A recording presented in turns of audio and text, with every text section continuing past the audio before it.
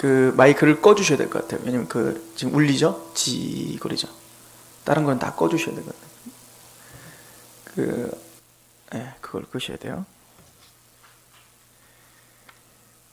우리 오늘 말씀 사무엘상 7장 우리 1절에서 17절까지 말씀입니다.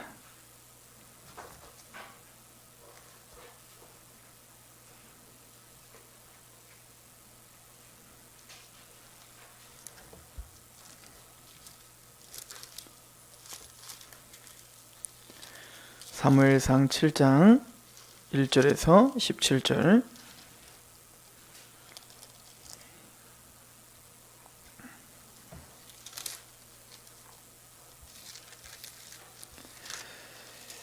제가 봉독해 드리도록 하겠습니다. 하나님의 음성으로 들으시길 소망합니다.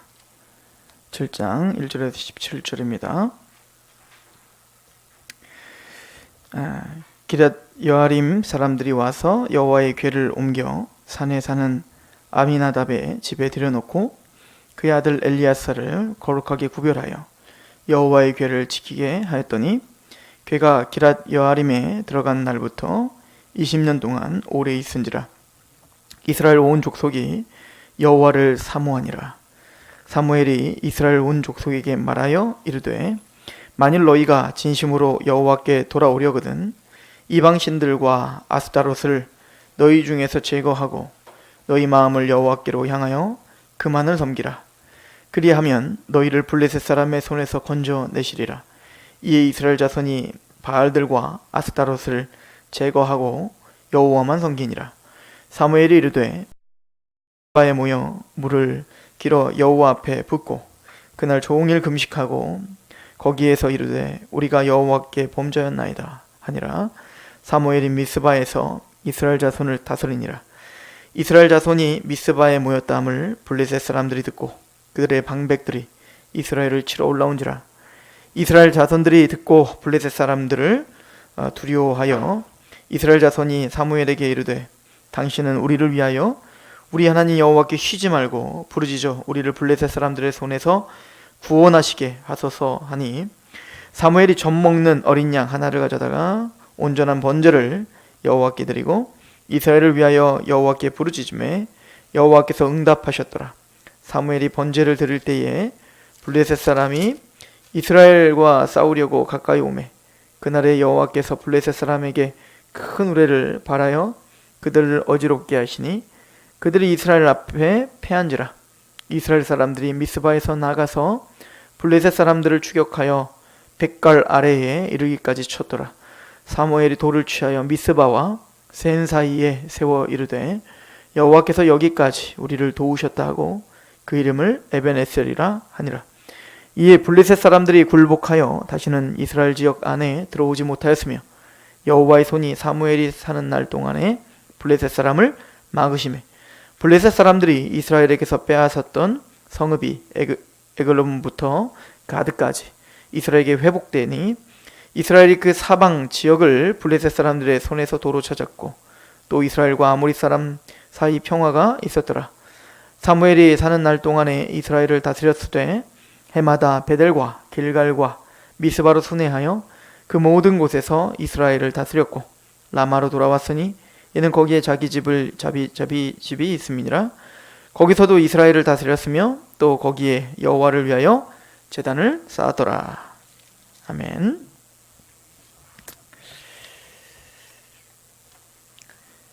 사무엘상을 우리가 상고하면서 우리가 개인 가정사로부터 사무엘상이 시작됐음을 우리는 상고했었죠.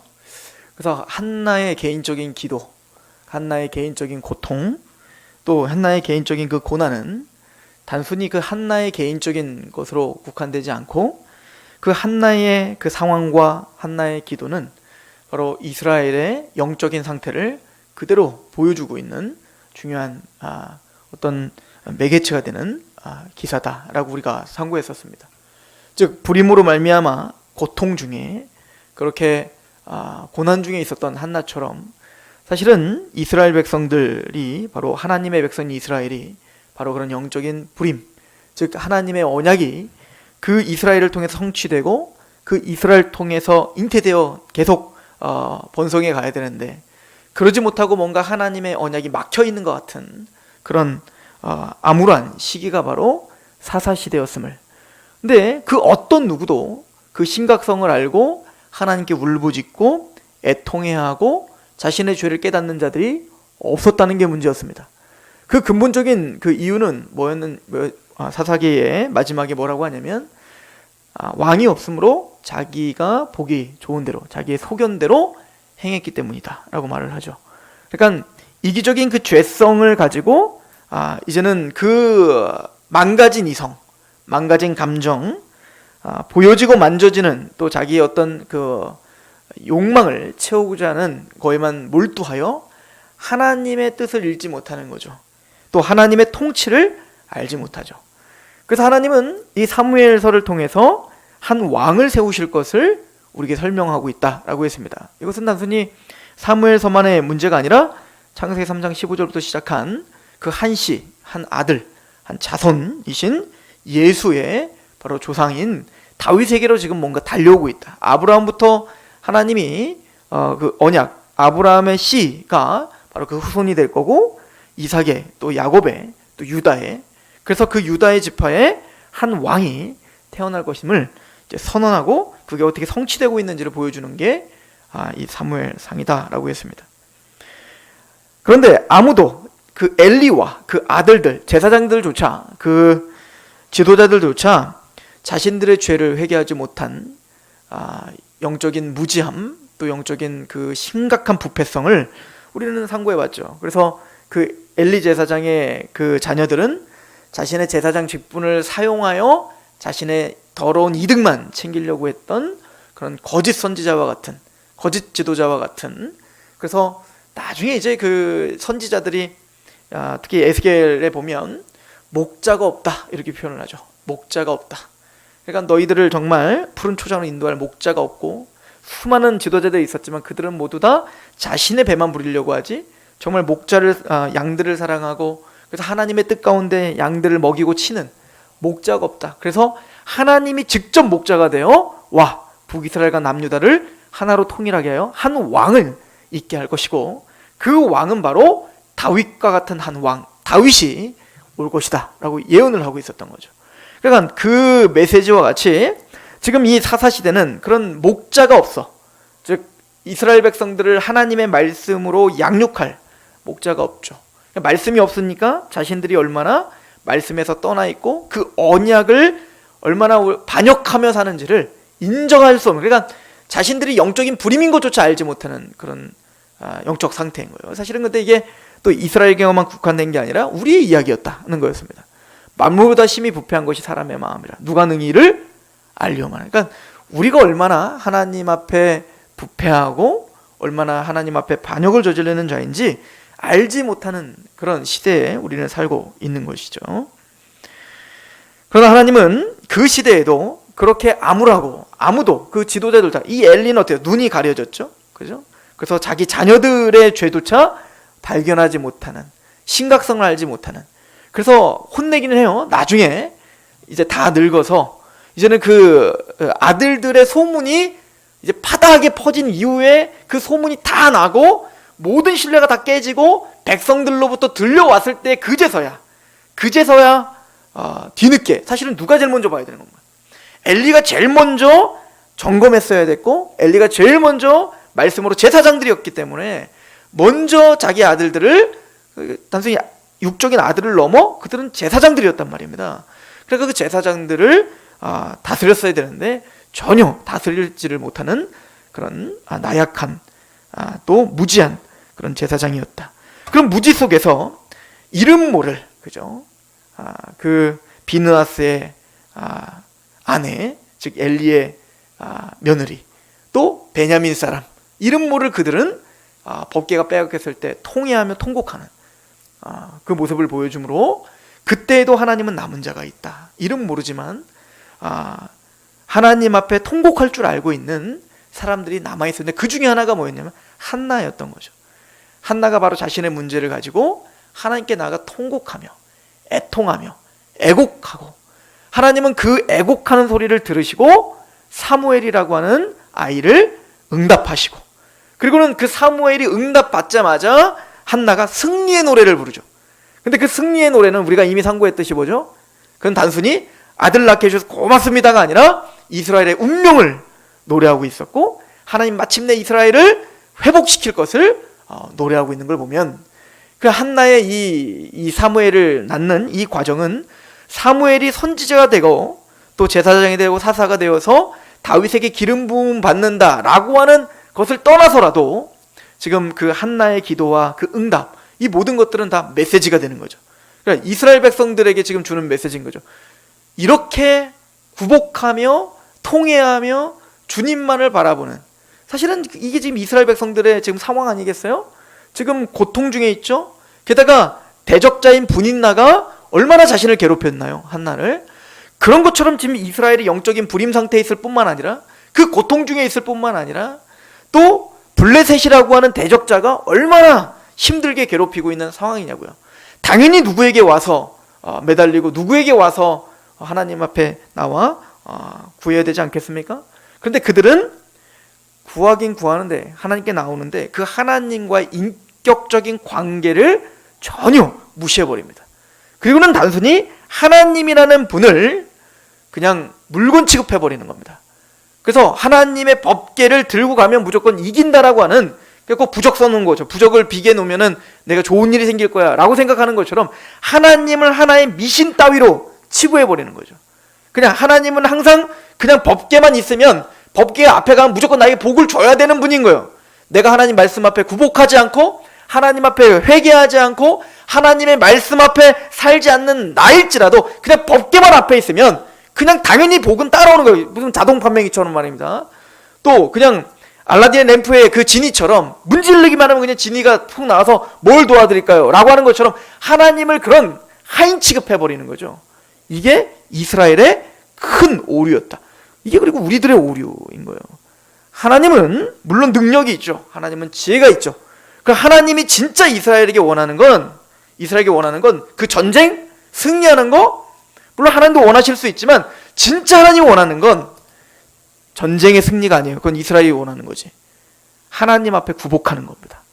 이것이 하나님이 진짜 원하는 거죠.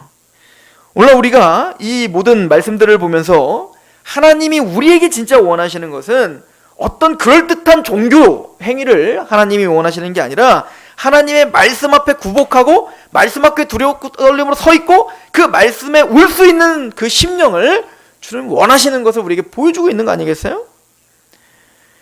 하나님은 떠나셨습니다. 하나님은 그래서 이 법궤가 블레셋에 빼앗겼을 때, 그러나 하나님이 명하시는 건, 그렇다 하여 나는 어떤 신에게 어떤 무엇에게 지는 분 아니다는 거예요. 내가 능력이 없어서, 내가 지혜가 부족해서 블레셋이라고 하는 이방신을 섬기고 있는 그들에게 굴복당한 게 아니다 이겁니다. 지금 이 상황, 지금 이스라엘이 진 것 같고 어떻게 보면 세상은 하나님을 조롱하고 있습니다. 하나님은 없어 보이고, 하나님은 아무런 능력도 없어 보이고, 하나님은 아무런 지혜도 없어 보이는 이런 상황 속에서 하나님은 블레셋의 다곤신을 무너뜨리고 팔과 목을 잘라버림으로 이 모든 상황을 하나님은 아시고 계시고 이 모든 상황을 하나님이 통제하고 계시다는 것을 분명히 우리에게 보여주는 거죠. 때로는 우리가 하나님 앞에 살아 우리의 삶 속에서 하나님이 보이지 않는 것처럼 보일지라도 그 모든 상황을 주관하시는 분은 하나님이심을 우리에게 설명해 주고 있는 거죠. 그리고는 이방인들에게는 꼭 10가지, 이 지난주였죠. 10가지 재앙, 출애굽기에 있을 때 10가지 재앙을 통해 파라오와 모든 이집트를 수장시키고 심판을 했던 것처럼, 마찬가지로 이 블레셋에게 다곤신을 무너뜨릴 뿐만 아니라 이제는 그 땅을 저주하고, 그리고 독한 종기가 나게 하여 그들로 하여금 심판을 당하게 하죠. 이런 걸 통해 하나님이 궁극적으로 하실 마지막 심판을 우리에게 보여주고 계셨습니다. 하나님은 지금 참고 계시고 하나님은 지금 인내하고 계시지만, 시간이 되면, 이제는 그날이 오면 모두가 다 하나님의 심판대 앞에 무릎 꿇게 될 것이다 는 것입니다. 그래서 무릎 꿇는 방법은 2가지입니다. 성경에 보면 예수님이 오실 때 주 예수여서 오시옵소서 기쁨으로 맞아들이는, 그래서 무릎을 꿇고 눈물을 흘리며 주님 기다렸습니다. 왜 이렇게 늦게 오셨습니까? 라고 찬양하고 있는 부류가 있고, 모든 무릎은 다 꿇을 거예요. 모두가 다 꿇을 겁니다. 한쪽은 뭐죠? 무릎 안 꿇고 꿋꿋이 버티고 있다가 철퇴에 맞아 무릎이 으깨져 무릎을 꿇히게 만들 겁니다. 그리고 그들도 예수가 주님이시며 하나님이 심판자이심을 시인할 거지만 그때는 때는 이미 늦을 것이다 라고 하는 것을 이야기하고 있습니다. 이게 계시록이 하는 얘기였습니다. 일곱 나팔, 일곱 대접 심판 시리즈를 통해서 일곱 나팔 시리즈를 통해서는 땅과 하늘과 바다와 물을 3분의 1을 다 치지만, 이제는 대접 심판 시리즈를 통해서 모든 창조 세계가 다 뒤틀려버리고 이제는 심판을 받을 때 끝까지 악인들은 회개하지 않더라요. 하나님은 그들을 무릎을 꿇게 만드실 것이다 라고 하는 것을 우리는 상고했습니다. 그러므로 법계가 빼앗긴, 그래서 하나님의 영광이 떠난 것처럼 그렇게 되는 그 모든 상황들을 통해서 하나님은 블레셋을 향한 심판을 경고한 것이며, 또 이스라엘을 향해서는 뭐인 거죠? 이스라엘로 하여금은 하나님에 대한 갈급함과 하나님을 정말 전심으로 찾는 인격적인 관계가 올바른 관계가 회복될 수 있도록 그들의 마음을 준비시켜 주신 거죠. 그래서 하나님은 곧바로 안 돌아가는 거예요. 블레셋에 더 이상 있을 수 없잖아요.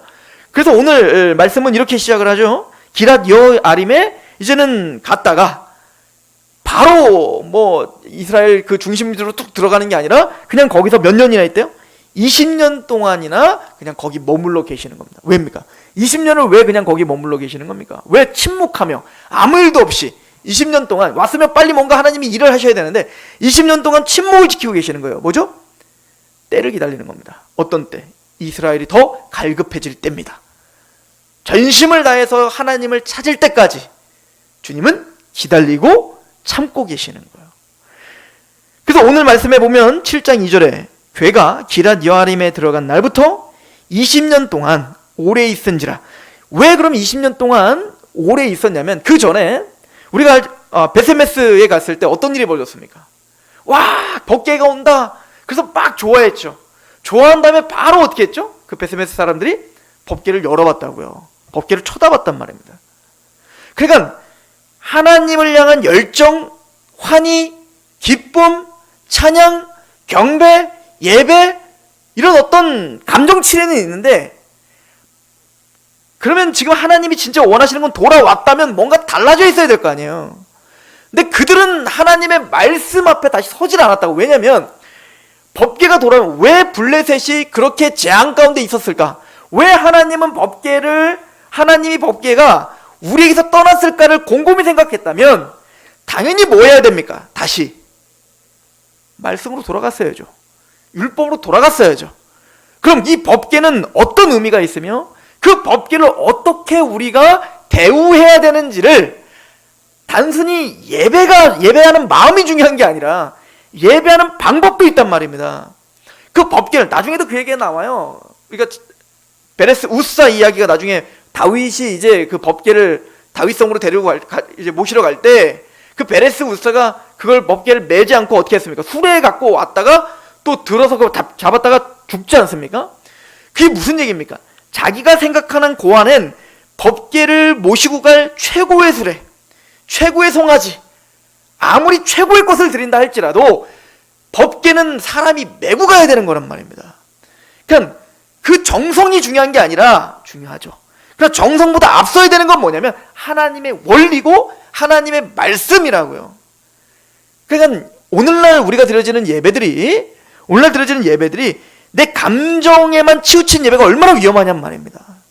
내가 감동받고 내가 눈물 흘리고 내가 뭐 한 거, 이것이 예배라고 착각하면 안 된다는 얘기인 거예요. 감동이 없고 몸이 건조할지라도 거기에 하나님의 말씀 앞에 서 있는 그 말씀이 선포되고 그 말씀 때문에 내가 구복되어지는 게 예배인 거지, 내 감정은 2차적인 거란 말입니다. 그런데 이 베세메스 사람들은 바로 경솔이 대한 겁니다. 법궤를. 지금 블레셋에 의해서 얼마나 처절하게 당했고 하나님이 떠나는 그런 퍼포먼스까지 하셨는데, 그런 과정들을 통해서도 전혀 깨닫지 못하죠. 하나님은 20년 동안 움직이지 않고 기란 여아림이 계시는 겁니다. 그리고 20년이 지나서야, 그러니까 20년 동안 어떤 일이 벌어졌을까? 블레셋은 더 득세하여 계속 괴롭혔던 겁니다, 이스라엘을. 그러니까 이스라엘이 이제는 버틸 수 없을 만큼 너무 힘든 겁니다. 그리고 하나님은 그냥 한편에서는 이스라엘을 블레셋을 통하여 계속 고통당하게 하여 그 마음을 낮추시고 말씀 앞에 서고자 하는 그런 갈망함을 준비시켜 주시고, 또 한쪽에서는 때가 되어 이런 낮아진 마음으로 하나님을 찾으려고 하는 이스라엘에게 그들을 인도할 수 있는 지도자를 20년 동안 준비시킨 거죠. 이게 누굽니까? 말씀의 사람 사무엘이었던 겁니다. 그러니까 하나님은 멀티플레이 하고 계시는 거예요. 한 번에 모든 걸 생각하시고, 우리는 하나만 생각하지만 하나님은 이 모든 역사를 주관하시면서 하나의 오차도 없이 모든 시기와 모든 사람과 모든 상황들을 통제하시면서 하나님의 일을 지금 이루어 가고 계시는 겁니다. 이게 놀라운 거죠. 이게 우리가 감히 하나님을 원망할 수 없는 이유인 겁니다. 이스라엘 백성들은 힘들어 죽겠다라고 생각하지만 그것을 통해서 하나님이 우리를 얼마나 겸손케 하셨는지, 또 그 기간을 통하여 우리가 얼마나 하나님을 찾을 수밖에 없게 됐는지, 또 그래서 하나님을 찾을 때 또 준비된 그 사람들, 그 상황들이 얼마나 기가 막힌 타이밍에 우리에게 지금 우리가 존재하고 있는지 뒤를 돌아봐서야 우리는 알 수밖에 없는, 감히 우리가 앞길을 측량할 수 없는. 그래서 하나님은 우리에게 형통한 날도 주시고 곤고한 날도 주시는데, 곤고한 날에는 우리가 어떻게 살았는가 나를 돌아봐라. 형통한 날에는 그 하나님께 감사하라. 형통한 날과 곤고한 날을 병행으로 주사 우리의 앞날을 헤아리지 못하게 하셨다. 하나님께 의지할 수밖에 없게 우리를 만드시는 게 인생이다라고 지혜자는 우리에게 이야기하고 있는 거죠. 그리고 오늘 20년 동안 하나님은 준비시키고 2절에 보면 이렇게 말합니다. 괴가 기란 여아림에 들어간 날부터 20년 동안 오래 있은지라 이스라엘 온 족속이 여호와를 사모하니라. 이렇게 시작되는 겁니다. 여호와를 사모하니라. 이 말이 사실은 나하라고 하는 단어예요. 나하. 이 나하라고 하는 단어는 부르짖어 찾다라는 뜻입니다. 그러니까 애곡하고 애통하고 하나님만을 부르짖고 찾고 찾는 지금 상태를 말하고 있는 겁니다. 하나님 어디 계십니까? 우리에게 돌아와 주십시오. 법궤가 있습니다. 그러나 그 법궤가 중요한 게 아니라 그 법궤를 통해 우리에게 말씀하시는 하나님이 중요하다는 걸 드디어 알게 된 거예요. 단순히 법궤라고 하는 기계적으로 법궤라는 물건이 우리를 뭔가 복을 줄 거라고 착각했던 미신이 깨져버린 겁니다. 20년 동안. 그리고 드디어 그 법궤를 주신 하나님의 임재와 하나님 앞에 서 있는 우리와 하나님과의 올바른 관계가 중요하다는 걸 드디어 깨달은 겁니다. 그리고는 하나님을 찾는 겁니다. 이 사건이 지금 이스라엘에게만 있었던 게 아니라 신약시대에도 있었죠. 제자들에게 이런 일이 있었던 거예요. 예수님이 70문도를 파송하시고 내 이름으로 너희가 누구든지 선포하면 내 이름으로 병든 자가 고침을 받고 내 이름으로 죽은 자가 일어날 것이고 또 내 이름으로 귀신 내쫓아질 거야. 그랬더니 정말로 예수님의 낯선 예수 그리스도의 명언이 떠나라. 그랬더니 정말 귀신이 쫓아지고 병든 자가 일어나고 죽은 사람들까지 일어납니다. 그래서 70문도가 그 선교 활동을 다 한 다음에 주님께 와서 막 흥분해갖고 막 선교 보고하지 않습니까? 주님이 말씀한 대로 주님의 이름으로 했더니 정말 병든 자가 일어나고 막 죽은 자가 막 살아나고 난리 나던데요. 예수님 말합니다. 기쁘다. 맞다. 너희들이 사역할 때 하늘에서 사탄이 떨어지는 걸 내가 봤다. 그러나 그것으로 기뻐하지 말고 너의 이름이 하늘의 생명체에 기록된 것으로 기뻐하라. 그게 중요한 게 아니다. 그런데 이들은 그 하나님의 말씀을 이해하지 못했죠. 그래서 베드로와 야고보와 요한이 변화산상으로 올라갔습니다. 그 이후에 변화산상에 올라가서 그 예수와 모세와 엘리야의 그 변화된 모습을 보고 내려왔는데 봤더니 병든 자와 귀신 들린 자가 가득한 거예요. 근데 그 제자들이 예수님이 떠난 그 공백 기간에 한 명도 고치지 못하는 겁니다. 그때 예수님 말하죠. 기도 외에는 이런 유가 나갈 수 없다 이거예요. 그들이 기도 안 했겠냐고요. 낯선 예수 그리스도의 명언이 물러가라 안 했겠냐고요. 경험이 있는데 예수의 이름으로 그러니까 시도를 했던 거 아니겠습니까? 그들의 착각은 뭐죠? 낯선 예수라는 이름이 주문이라고 생각한 겁니다. 그냥 밑도 끝도 없이 나사렛 예수라는 이름을 얘기하면 그냥 당연히 귀신은 내어 쫓김을 받는다고 생각한 거예요. 그게 중요한 게 아니에요. 나사렛 예수의 이름이란 정말 그 하나님을 의지하고 예수를 통해서 갈급함으로 주 하나님과 관계가 중요한 거란 말입니다. 근데 그들은 그 훌륭하게 주신 은혜인 기도조차도 그들은 미신 덩어리로 만들어버린 겁니다. 이게 우리의 잘못일 수 있다는 얘기인 거예요. 신앙에서. 하나님은 드디어 이스라엘 백성들을 낮추고 낮추시어 여호와를 사모하니라 여호와를 부르짖어 찾게 하십니다. 다윗이 이거를 깨닫죠. 다윗이 시편 51편에 뭐라고 고백을 합니까? 하나님께서 구하시는 제사는 상한 심령이라. 하나님이여 상하고 통회하는 자들을 주께서 통회하는 마음을 주께서 멸시하지 아니하시니이다. 하나님이 찾는 제사는 예물을 기뻐하지 않고 제사를 즐겨하지 않는다는 거예요. 그러니까 하나님이 즐겨하시고 하나님이 진짜 구하는 제사는 상한 심령이라는 겁니다. 상한 심령으로 와 애통해하며 그 하나님 앞에 나와 상한 심령으로 주님만을 바라보는 그 마음을 하나님은 받기를 원하신다. 주님은 그 상한 심령을 멸시하지 않으신다 라고 말합니다. 하나님은 이렇게 이스라엘 백성들의 마음을 낮추신 거예요. 그러고 보면 이런 성경의 이런 흐름들을 보면 마태복음 13장의 씨 뿌린 자의 비유가 다시 해석되는 거죠. 하나님의 복음의 씨가 떨어졌을 때 좋은 밭은 30배, 60배, 100배 열매를 맺어요. 그런데 돌밭은 금방 싹이 나는 거예요. 그냥 구원의 확신은 금방 있는 것 같은데 거짓 구원의 확신인 거죠.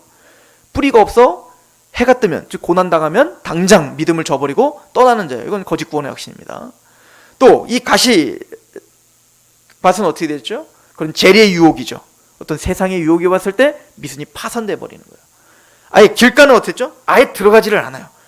근데 감사하게도 우리에게는 그 복음의 씨앗이 30배, 60배, 100배 열매를 맺어 믿음으로 의롭다함을 받고 또 우리가 하나님과 더불어 화평케 되며 그래서 우리가 세상이 줄 수 없는 하나님의 영광을 바라고 질과는 의와 평강과 희락이라고 하는 놀라운 하나님의 나라가 우리 안에 역사하고 있죠.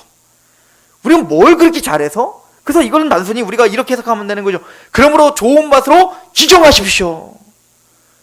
다시 밭을 기경할 수 없는 겁니다.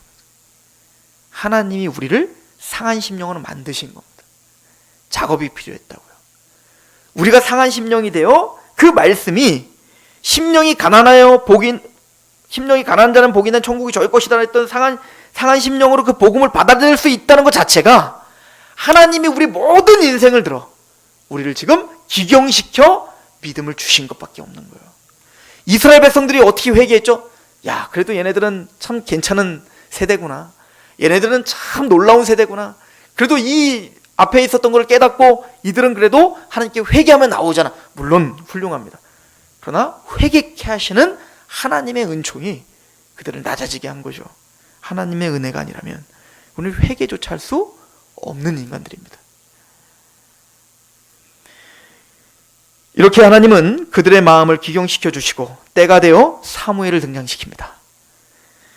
7장 3절은 이렇게 사무엘을 등장시키죠. 사무엘이 이스라엘 온 족속에 말하여 이르되 만일 너희가 전심으로 여호와께 돌아오려거든 이렇게 말합니다. 사무엘은 캐치한 거예요. 이제 말씀의 사람이 어떻게 이제 진행하는지 보십시오. 엘리와 그의 아들들이 그 이스라엘을 지도하고 있을 때 앞이 보이지 않죠. 그들이 지도하면 지도할수록 그들은 더욱더 하나님이 미워하는 짓들만 했습니다. 자기들만 미워하는 짓을 할 뿐만 아니라 그들이 무지하니까 이스라엘 전체가 무지하여 하나님을 미신 숭배하듯 했습니다. 그러나 말씀의 사람인 사무엘이 사장의 사무엘을 뭐냐? 하나님의 말씀이 사무엘에게 들린지라 라고 말하지 않습니까? 하나님의 말씀으로 양육되고 하나님의 말씀 앞에 굴복했던 사무엘이 이제 이스라엘을 다스리자마자 하나님이 행복해하고 하나님이 기뻐하실 게 무엇인가 정확하게 알죠. 이게 예배예요. 그죠? 그래서 너희 몸을 거룩한 산제물로 드리라는 거 아닙니까? 누굴 위한? 하나님이 기뻐하시는 산제물로 드리라는 겁니다. 그럼 어떻게? 이 세대를 본받지 말고 누가 뭐라 하는 것을 듣지 말라는 거예요. 우리의 전통을 답습하지 말라는 겁니다. 우리는 이렇게 했는데 교회는 원래 그런 건데, 내 앞에 지도자들이 그렇게 했는데, 아니요. 그게 성경에서 아니면 아닌 겁니다. 그죠? 이 세대를 본받지 말고 하나님의 온전한 신 뜻이 무엇인지 분별하는 거예요. 이게 예배인 거죠. 이 예배의 시작인 거예요. 사무엘은 바로 지금까지 지내왔던 모든 악습들을, 말씀이 아닌 것들은 다 걷어버리는 겁니다. 그리고는 이제는 하나님이 준비하여 드디어 등장하는 때, 이제는 엘리 제사장 다 없애버리고, 이제는 모든 걸 다 정리하고, 이스라엘은 낮추시고 드디어 사무엘이 와. 그러니까 이게 사무엘도 이런 능력을 발휘할 수 있었던 건 이스라엘이 따라줬기 때문 아니겠어요? 그러니까 사무엘이 이들을 또 잘 리드한 것도 있죠. 하나님 말씀 앞에 있으니까. 그러나 그것도 하나님이 지금 때가 되어 같이 가게 한 거예요. 그래서 사무엘은 뭐라고 말합니까? 만일 너희가 전심으로 여호와께 돌아오려거든 이방신들과 아스타롯을 너희 중에서 제거하고. 그러니까 이 엘리와 이 제사장이 살았을 때 이들은 단순히 하나님의 말씀을 어길 뿐만 아니라 하나님의 말씀에 무지하면 자연스럽게 뭐와 연결되냐면 우상숭배와 당연히 연결되는 겁니다. 이건 항상 반비례해요. 하나님의 말씀이 채워지면 채워질수록 우상은 제거될 겁니다. 자연스럽게 제거되는 겁니다. 빛이 오면 올수록 어두움은 물러가는 거예요. 그러니까 빛이 물러간다는 얘기는 뭐가 온다는 얘기예요? 어두움이 가득 찬다는 얘기인 겁니다. 그러니까 하나님의 말씀으로 그 어떤 형상도 만들지 마. 그러니까 하나님이 말씀하신 대로 하나님을 섬기지 않게 되면 이제는 온갖 잡다한 이야기들로 하나님이 아닌 우상들을 섬기게 되는 거예요. 특히 이 바알과 아스타롯, 이 아세라인데 이것은 뭐냐면 풍요의 신이죠. 번영의 신이죠. 이 땅에서 나를 잘 먹게 잘 살게 해주는 신이죠. 그래서 이 아스타롯은 이 바알과 짝이죠, 짝. 그래서 두 사람이 성관계를 하면 비가 내려 우리에게 풍성한 열매를 맺게 하는 신인 건데, 이들이 이 아스타롯과 바알을 대놓고 했겠어요? 이들은 여호와를 숭배한 법궤를 앞에다 뒀던 그들 아닙니까? 그런데 그들의 그 마음 속에는 모두가 다 뭐예요? 이 바알신과 아스타롯이 가득했던 겁니다. 이게 항상 이게 오고 오는 모든 세대에 이걸 계속 이야기하는 거예요. 그러니까 어디까지 얘기하죠? 예수님이 재림할 때까지. 그래서 일곱 교회에게 뭐라고 말합니까? 너희가 이세벨을 용납했구나. 이세벨이 누굽니까? 아합 시대에 이세벨이 바알신의 제사장의 딸로 여왕으로 들어와 그 바알 숭배를 이스라엘에 가득하게 했던 거 아니에요? 근데 그게 구약 시대에만 있는 게 아니라 오늘날 이 교회에도 이세벨을 끌어들인다는 거 아니겠습니까? 일곱 교회는 저 1세기 때만 끝난 겁니까? 오고 오는 모든 교회에 대한 메시지 아닙니까? 그러니까 이 사건은 우리에게 거울이 되는 거죠. 그죠? 그리고는 사무엘은 우상을 제거하라, 여호와만 섬기라 라고 말하죠. 4절에 이에 이스라엘 자손이 바알들과 아스로다스를 제거하고 여호와만 섬기니라.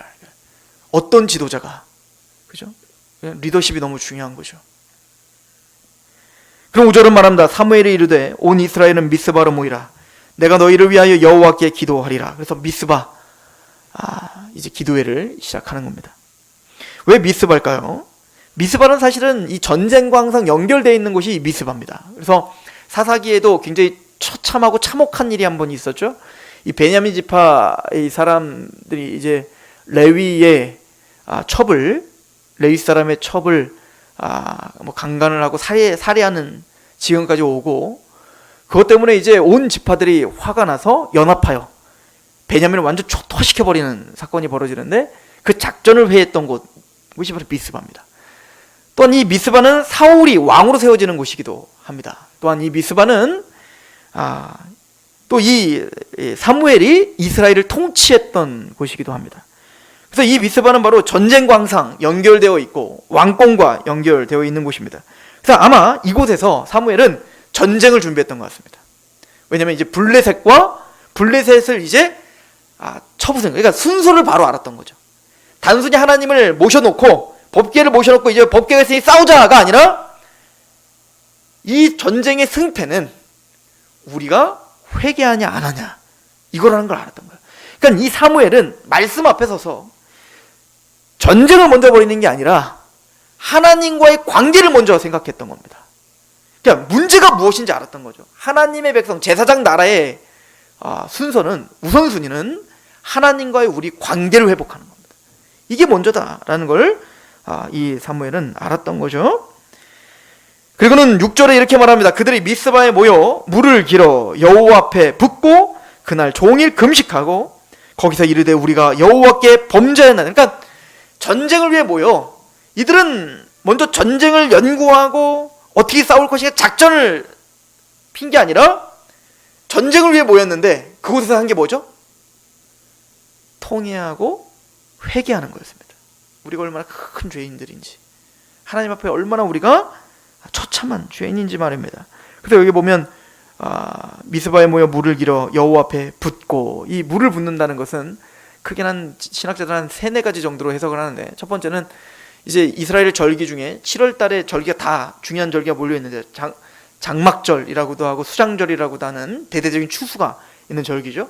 그때 그 절기의 마지막 날에는 제단에다 물을 막 붓는 행사를 합니다. 왜 그러냐면 이 이스라엘 백성들이 가나안 땅에 와서 이 대대적인 추수, 완전한 추수를 거둬들이고, 이 모든 것들은 바로 하나님의 은총, 이 물은 바알신이 준 게 아니라, 비를 내리는 바알신, 그 바알신이 주는 게 아니라 바로 하나님이 우리의 생명의 근원입니다를 고백하며 물을 부어요. 그래서 이 사건이 나중에 요한복음에 보면 그 장막절 끝날 막 그 실로암 연못가에서 물을 막 벗어 막 부는 그날 예수님이 나타나서 뭐라고 말씀하십니까?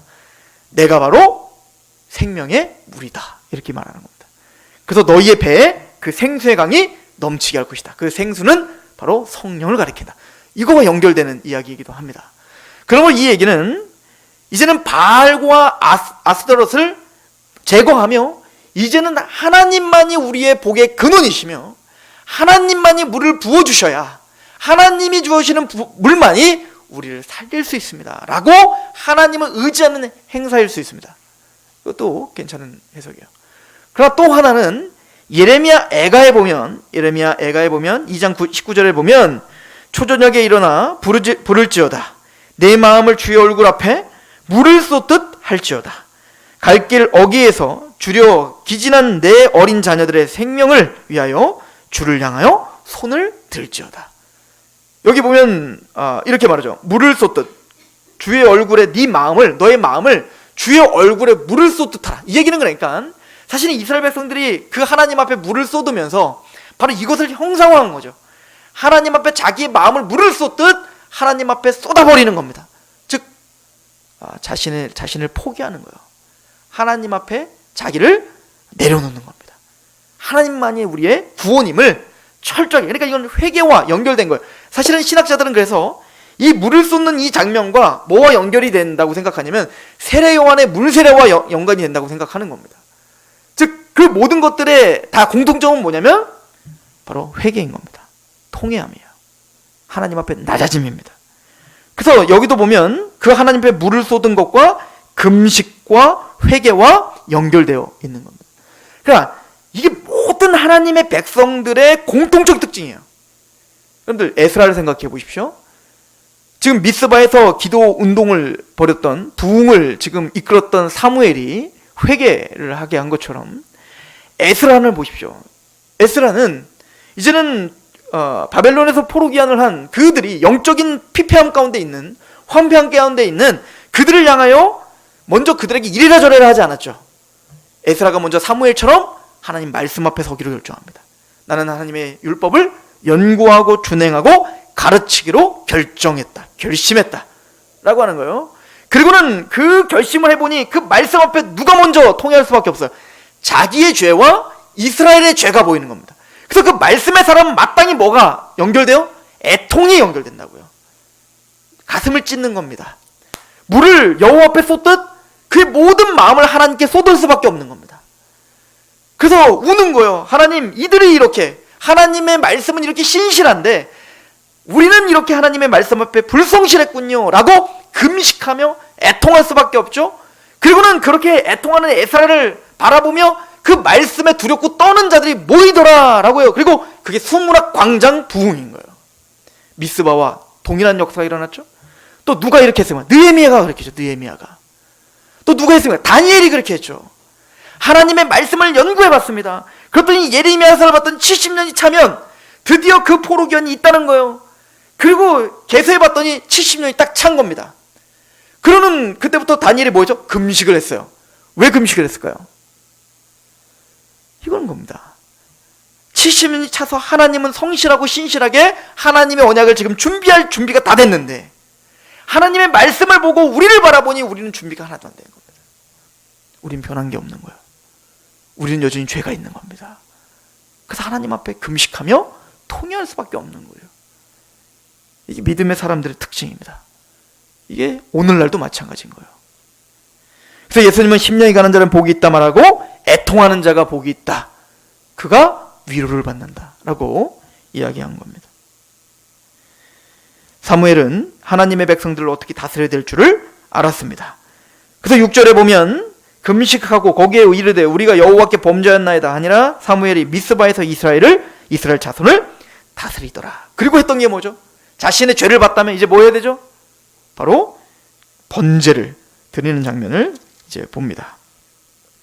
8절에 보면 이스라엘 자손이 사무엘에게 이르되 당신은 우리를 위하여 우리 하나님 여호와께 쉬지 말고 부르짖어 우리를 블레셋 사람들의 손에서 구원하게 하소서. 드디어 이스라엘 백성들은 알았던 거예요. 하나님 앞에 나아가 이제는 우리를 대신하여 부르짖을 우리의 진짜 왕이 필요하다는 것을 알았던 거죠.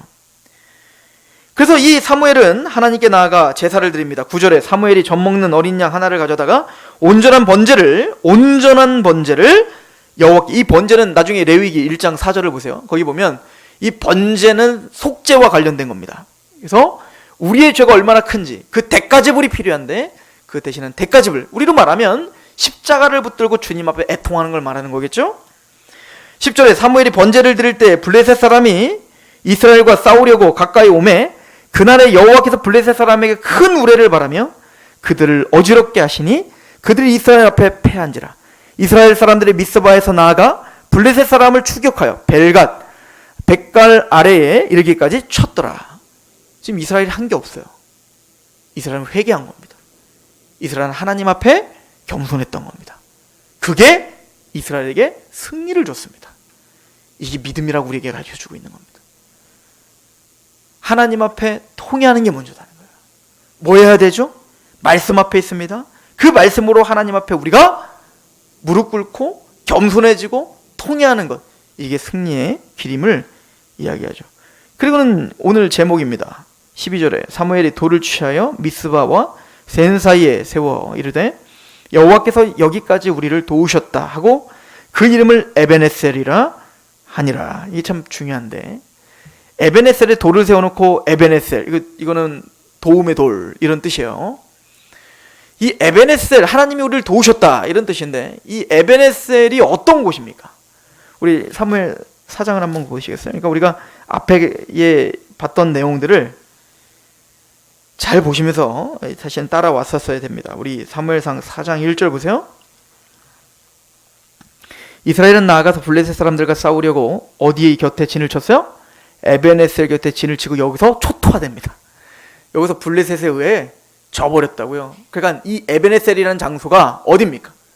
하나님의 법궤를 미신처럼 취급하고 하나님과의 관계를 생각하지 않고 하나님의 능력만을 이용해 먹으려고 했던 그 신앙을 갖고 있었던 그들을 초토화시켜버렸던, 그래서 하나님의 영광을 빼앗겨버렸던 그 장소, 하나님은 그 장소에서 승리를 만끽하게 하는 겁니다. 지도자가 달라졌죠. 그리고 이스라엘 백성들의 태도가 달라졌죠. 이때는 높아져 그냥 하나님을 미신처럼 취급해버렸지만 지금 에베네셀은 이제는 하나님 앞에 자신의 마음을 물붓듯 쏟아놓고 회개하고 통회하는 마음으로 사무엘의 그 말씀 한마디 한마디에 귀 기울여 바알과 아스타롯을 제거하라 하면 제거하고, 그리고 그 말씀 앞에 사무엘이여 당신은 우리를 위하여 기도해 주소서라고 사무엘에게 간절히 부탁하고, 그리고 하나님을 집중하고 있는 그 에베네셀, 하나님은 거기에 승리를 만끽하게 합니다. 그리고 거기 돌을 세워 기념하는 거예요. 에베네셀이라 하라. 이걸 기념해야 되는 겁니다. 이스라엘은 이것을 기억하고 살아야 되는 겁니다. 하나님의 뜻은 여기 있는 거죠. 그리고 진짜 그 에베네스를 하나님은 만드실 건데 바로 그게 바로 다윗이 그 일을 할 거라는 겁니다. 그리고 더 나아가 영원한 에베네스를 우리에게 완성하실 건데 그것은 바로 예수가 하실 것임을 우리에게 설명을 하죠. 그래서 오늘 보면 사무엘은 참 특이한 사람입니다. 첫 번째, 사무엘은 지금 제사 드렸죠? 제사장입니다. 또한 사무엘은 하나님의 말씀을 맡아 그 말씀을 대언하는 선지자입니다. 그리고 또한 사무엘이 이스라엘을 미스바와 길갈과 베델에서 다스렸더라. 사무엘은 사사입니다. 사사란 말은 다른 말로 말하면 이 재판장인데 흔히 말하면 왕과 같은 노릇을 한 겁니다.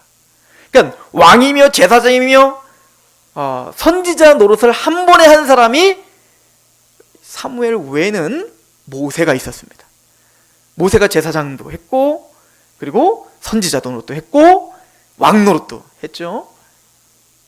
그래서 시편 99편 6절에 보면 그의 제사장들 중에는 모세와 아론이 있고 그의 이름을 부르는 자 중에는 사무엘이 있느니라. 그래서 모세와 사무엘을 같은 레벨로 취급해버리죠. 그래서 가만히 보면 오늘 본문에 한번 보십시오. 사무엘이 모세와 자꾸 이렇게 방불한 어떤 느낌을 주는 일들이 있죠. 이게 뭐 어떤 겁니까? 한번 보십시오. 손을 들어 하나님께 기도하게 하셔. 그리고 12절을 보시면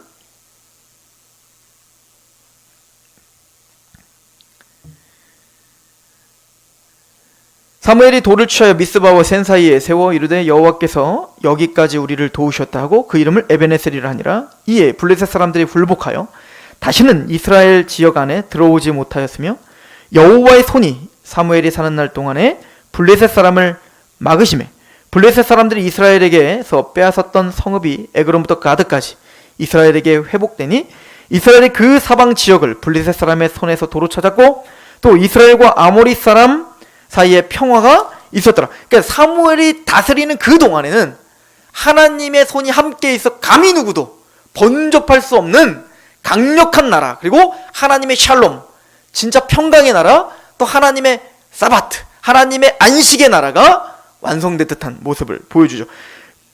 어떻게? 8절 9절에 보면 이스라엘 자손이 사무엘에게 이르되 당신은 우리를 위하여 우리 하나님 여호와께 쉬지 말고 부르짖어 우리를 블레셋 사람들의 손에서 구원하기에 하소서 하니 사무엘이 젖먹는 어린 양을 하나 가져다가 온전한 번제를 여호와께 드리고 이스라엘 위하여 여호와께 부르짖으매 여호와께서 응답하셨더라. 그래서 꼭 모세가 그 이스라엘을 향해서 손을 들고 하나님께 기도할 때 전쟁에 승리하는 것처럼 사무엘이 이스라엘을 위해 하나님 앞에 기도할 때 하나님은 그 이스라엘을 지키고 붙잡더라는 거예요. 사실은 이 왕과 제사장과 이 선지자인 이 독특한 이 사역을 사실은 오고 오는 모든 세대에 완성하시는 분이 바로 기름 부음 받은 자 예수님이신 거예요. 그래서 예수님만이 우리를 하나님께 데려갈 수 있는 중보자이고 예수님이 우리를 위해서 기도하실 때 우리는 대적이 우리를 털끝 하나 건드릴 수 없는 거예요. 그래서 사도 바울은 로마서 8장에 뭐라고 합니까? 성령 하나님이 말할 수 없는 탄식으로 위해서 기도합니다. 성부 하나님이 자기 아를 내어주셨기 때문에 뭘 더 좋은 걸 주지 않겠습니까? 그 성자 예수님 뭐 하셨다는 거예요? 십자가에 죽으시고 부활하사 하나님의 우편에서 지금도 친히 우리를 위해서 간구하시느니라. 우리를 위해서 지금 간구하시는 거예요. 그래서 우리는 뭐죠? 진짜 샬롬, 진짜 안식을 누릴 수 있는 존재가 되었음을 이제는 사무엘을 통해 설명하고 더 나아가 이제는 다윗을 통해 설명할 것이며 이것이 바로 예수가 우리의 온전한 왕이며 제사장이며 선지자임을 선언하고 있는 것이죠. 저는 사무엘이 참 멋지다고 생각해요. 왜냐하면 이는 길갈과 베델과 오늘 미스바에서 이스라엘을 다스렸더라. 근데 오늘 보면 라마에 오면, 라마는 이제 이 사무엘의 집이에요. 고향이죠. 그리고 이제 다스리다가 다시 집으로 돌아올 거 아니겠습니까?